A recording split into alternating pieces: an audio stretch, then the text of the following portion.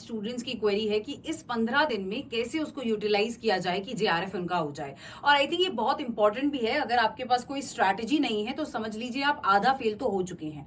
पहली चीज आपको क्या करनी है, फिलहाल 10 दिन में, 15 दिन में से 10 दिन निकाल लीजिए, सारी 10 की 10 यूनिट आप रिवाइज कर लीजिए, पेपर 1 की भी और पेपर 2 की भी। मान लीजिए पेपर 1 आपने फर्स्ट हाफ में कर लिया एंड पेपर 2 आपने सेकेंड हाफ में कर लिया। आपको अब रिवीजन करना है और ये रिवीजन जो होने वाला है वो रैपिड रिवीजन होना चाहिए।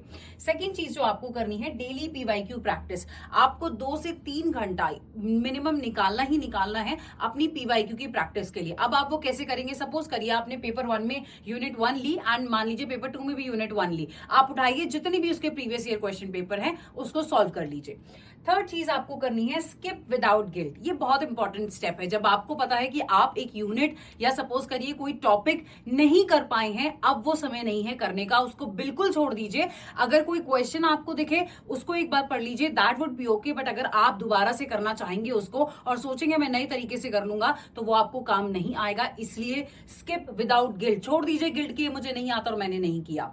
चौथी चीज आपको revise again all important unit. इसका मतलब क्या हुआ, इस 10 दिन कंप्लीट करने के बाद आखिरी 5 दिन में जितना भी आपको समय मिलता है स्केड्यूल में, आप रैपिड रिवीजन करिए अपनी उन यूनिट्स का जिनका वेटेज सबसे ज्यादा है। एंड आखिरी में आपको करना है train your body and mind, यानी कि आपका बॉडी और आपकी माइंड एकदम तैयार हो उस 3 घंटे रिग्रेस प्रोसेस से गुजरने के लिए।